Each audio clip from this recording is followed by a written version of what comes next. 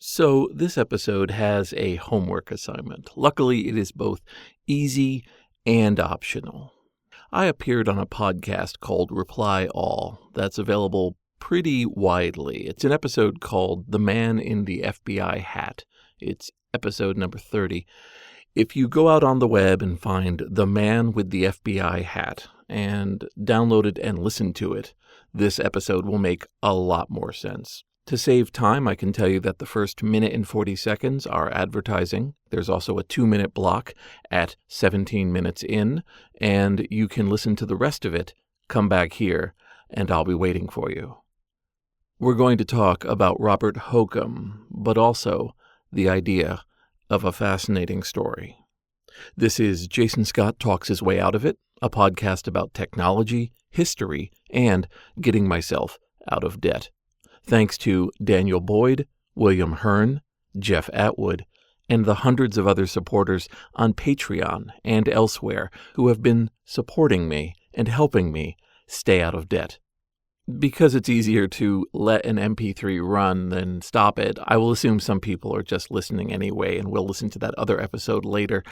It's about a man named John Paul Elisha, later known as Robert Hoquim, who had run a bunch of scams and cons and at one point had gotten into an altercation with a policeman that ended with attempted murder and put him on the FBI most wanted list when he split town during a court case. Somehow in there he became fascinated by Fidonet and got involved in Fidonet, ran another scam, and then disappeared again, only to show up years later as a ISP owner in Indianapolis named Robert Hoquim, which he then proceeded to run that ISP for the next 10 plus years until he died of a heart attack in his late 30s. When he died, the fact that his name turned out to be false and he was in fact another person made the news. This was all around 2000. And at the time I was working at HarvardNet and saw the news story go by, and it caused me to make a connection to this previous posting I had seen back when I was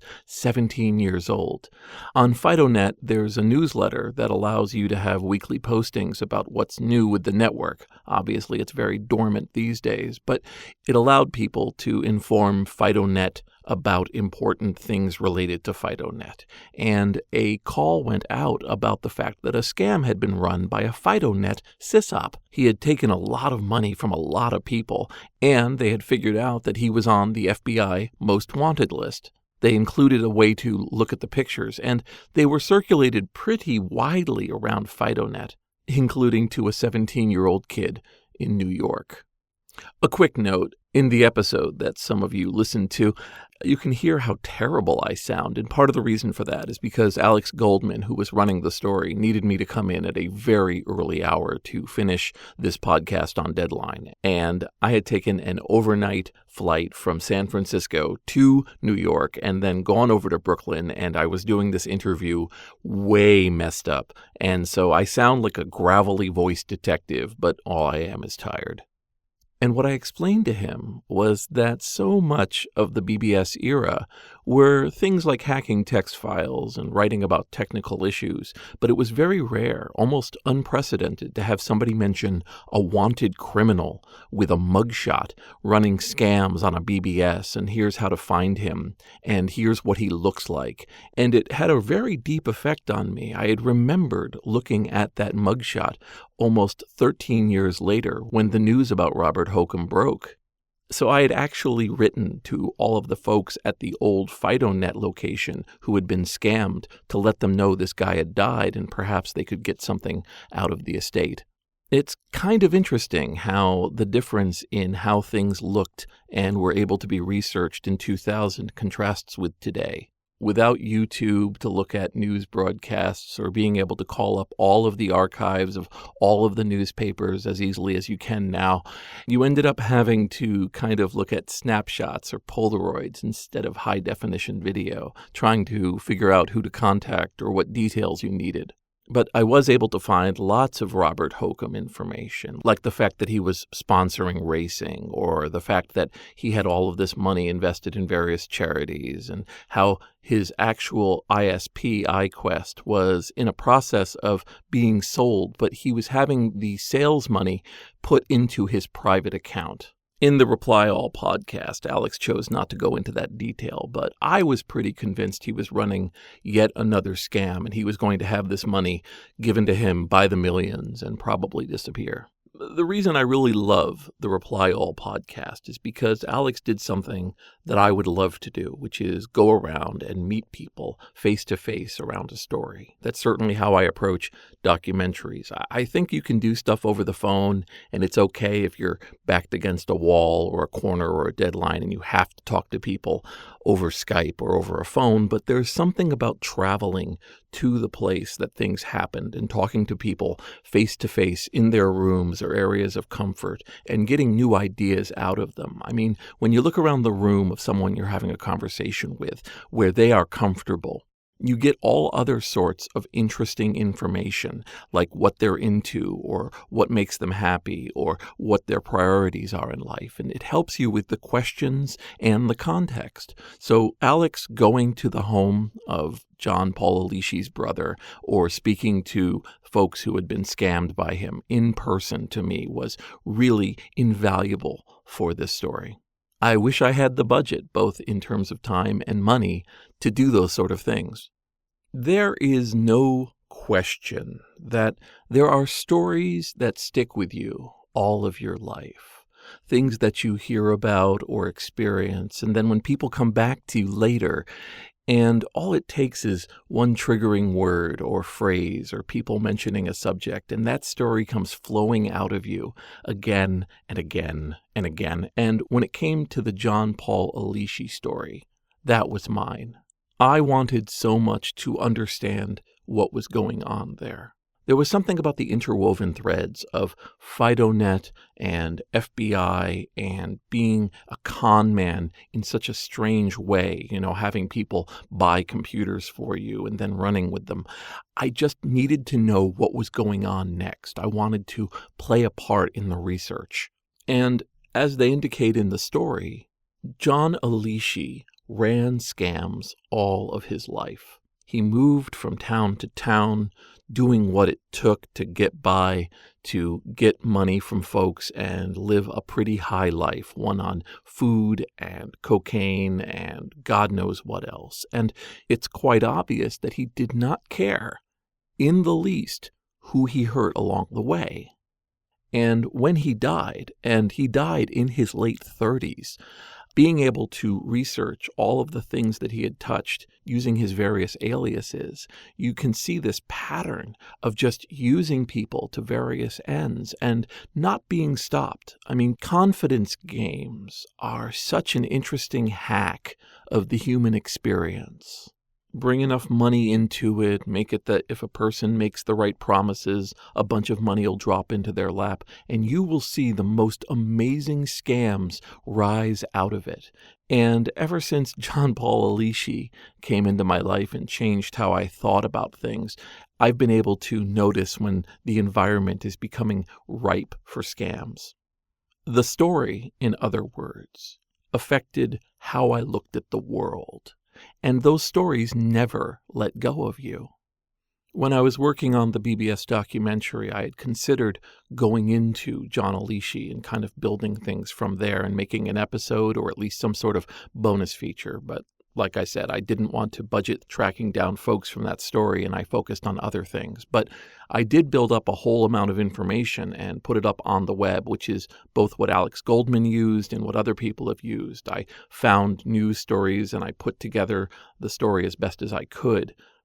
The transition from bulletin boards to ISPs was one of those environments. You had something that everybody wanted to be part of. They knew there was a thing called the internet, and they knew that their computers, which had previously just called bulletin board systems, could suddenly access this vast ocean of information if they just called the right place. And people who I talked to about that time mentioned buying lots of phone lines and them filling up immediately and finding that dozens and dozens and dozens of of phone lines were not adequate to take this flood of new interest in the online world. So in one way, it was incredibly exciting, but it was also setting up an environment where if somebody promised a little bit too much, or claimed that something was capable of something it wasn't, or indicating to others that you could put up a simple bulletin board system along with a few CD-ROMs attached to it and you would suddenly be making $100,000 a year. Well, that's not exactly what happened for most folks. There's these beautiful ads from the period of time, these get-rich-quick BBS schemes, and I put them in the BBS documentary for a short period.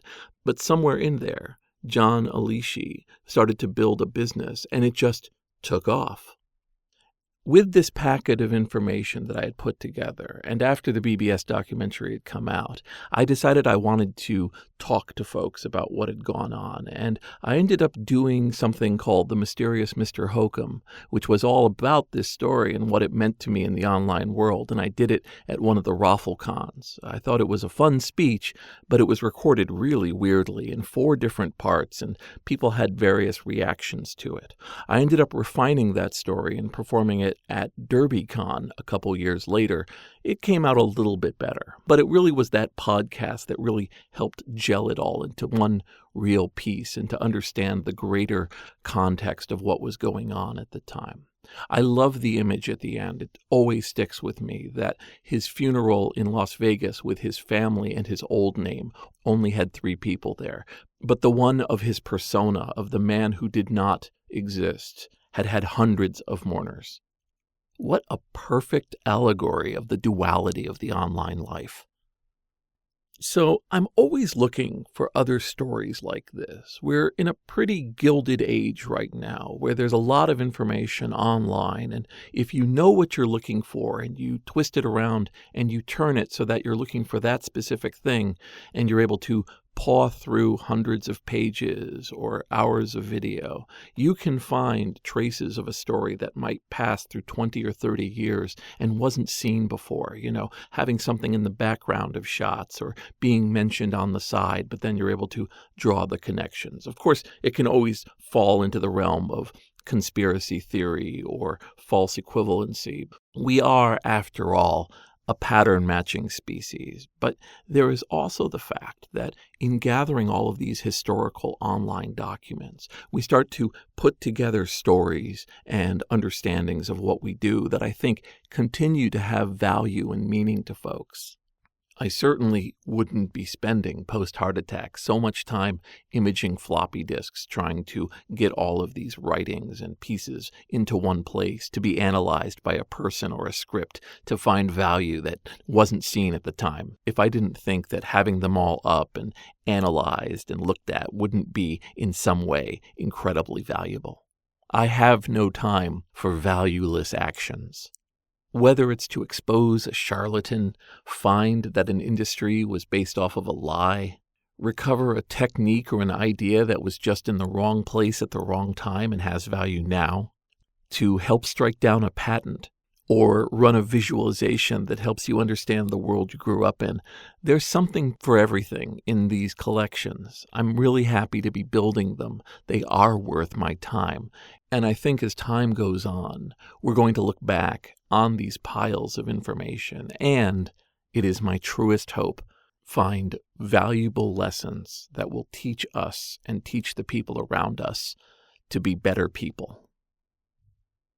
This is Jason Scott Talks His Way Out of It, thanks to James Bekoyanu, Mark Pilgrim, Adam Green, and the hundreds of other supporters on Patreon and elsewhere who are helping me stay out of debt.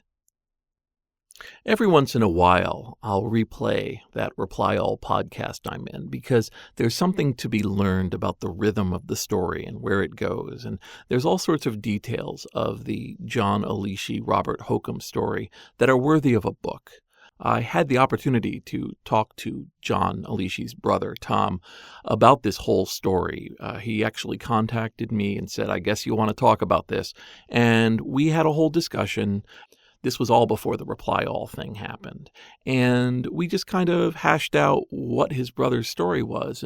And one of the things Tom told me was that even though Robert's estate was worth millions. By the time everything came through, the 10 years of court cases that ground through, there was nothing left. Things had been claimed, things had been returned to other locations, fees had been paid, legal stuff had happened, and it was basically nothing. So Tom, who had lost his job and had a criminal record because of everything John had done, he didn't see anything from this at all. So somewhere on the pile of things that interested me, I thought about doing a book or writing some sort of long post that would end up in some magazine, but that's not where I am. That's not really what I want to do. I mean, the hours and days of doing even more research and traveling to produce a book, that's not in me anymore. But Robert Hoquim is a book. I hope someone writes it someday. I think that there's something to be found in hundreds of pages of understanding the context of how a con man grew up in one place, became a troublemaker in so many different states, and then died a millionaire and beloved figure for the town that he had ostensibly gone to con again. I'm available for that writer. I look forward to speaking to you, and I'm sure it'll be a fascinating book. I look forward to reading it.